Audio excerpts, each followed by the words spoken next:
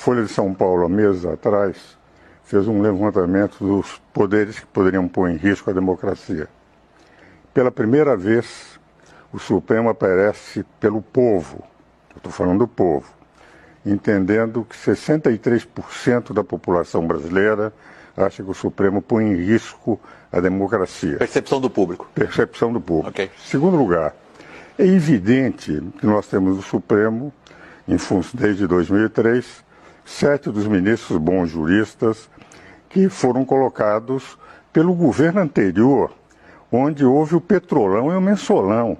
Isso foram realidades. Quer dizer, o Brasil foi saqueado.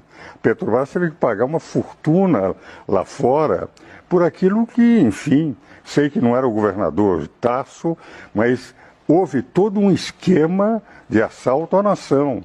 Naquele momento, nós tivemos alguns ministros, como Joaquim Barbosa, Carlos Aires, que conseguiram levar.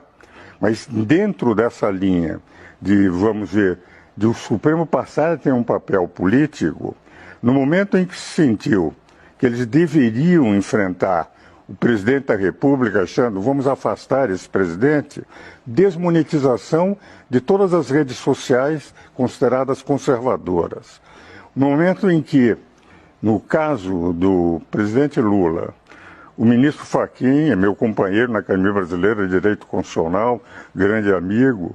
O ministro Fachin descobre que o juiz Sérgio Moro era incompetente para julgar.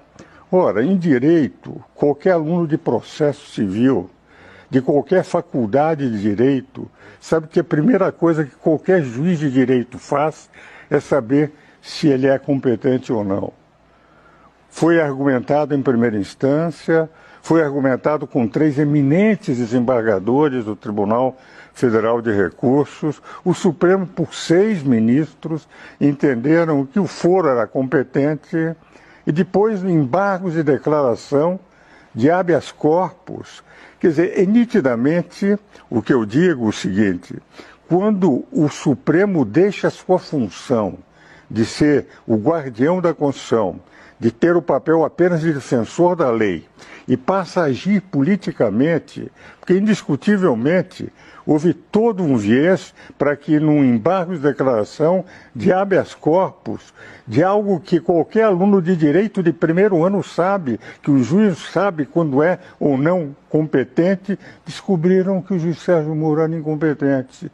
E quando o ministro Lewandowski, outro grande amigo, temos também livros escritos, como tenho com o Alexandre, com o Gilmar, com 7 ministros.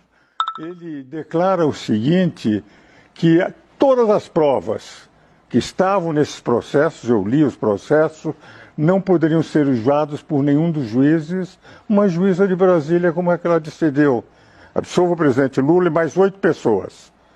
Porque eu não posso usar aquelas provas que eu poderia utilizar nesse processo. O que vale dizer é essa interferência sem demérito nenhum para a capacidade e idoneidade dos ministros, mas no momento que eles se transformaram em agentes políticos, uma espécie de maior partido da oposição, a oposição perde aqui, corre para o Supremo e tem imediatamente todos os seus. O ministro Randolfo outro dia disse algo que me impressionou. Eles receberam 3 ministros da Suprema Corte. O ministro Gilmar Mendes, o ministro Alexandre de Moraes, o ministro eu acho que foi Fachin, não, o Luiz Roberto Barroso.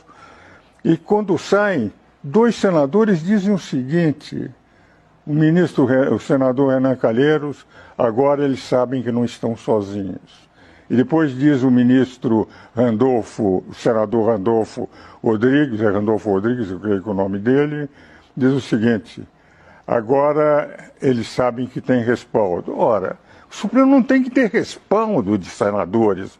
Os Supremos eles são os órgãos que examinam a Constituição, mas não são, na minha opinião, agentes políticos por uma única razão. Porque há harmonia e independência de poderes e o Brasil definiu na Constituição de 88 quais são os poderes. Poderes do povo, legislativo e executivo. Se mal, se em cada eleição se pode mudar. Poder da lei é o Supremo Tribunal Federal. Quando o Supremo se torna também um agente político, para poder interferir no processo político, eu não estou favorável, apesar de admirar cada um dos ministros que lá estão, até porque amigos meus, tenho livros escritos com 7 deles, mas eu entendo que os poderes têm que respeitar as suas competências, e os eleitores é que devem decidir em quem é que tem que votar. Eu realmente acho uma infelicidade a gente ter que cortar o programa aqui. Nós temos que respeitar uma agrária e sinceramente, como jornalista profissional, fiquei... Bom, claro, estou apresentando o programa, estou falando de mim, mas eu acho que posso dizer isso em nome do público também, é extraordinariamente